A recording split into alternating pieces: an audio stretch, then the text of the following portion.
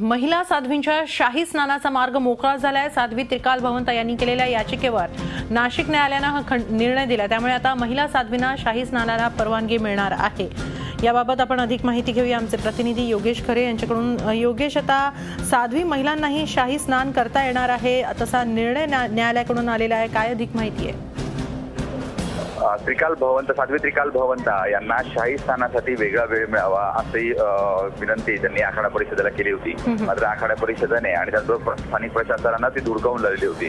त्यामुळे साध्वी त्रिकाल भवंत यांनी न्यायालयात महिलांनाही वेगळं स्थान मिळायला हवं, शाही स्नानासाठी वेगळा वेळ मिळायला हवा अशी मागणी केलेली होती। त्यामुळे आता नाशिक न्यायालयाने याच्या मागणीचा दुजोरा देत या ठिकाणी त्यांना शाही स्नान करू द्यावं असं म्हटलेलं आहे।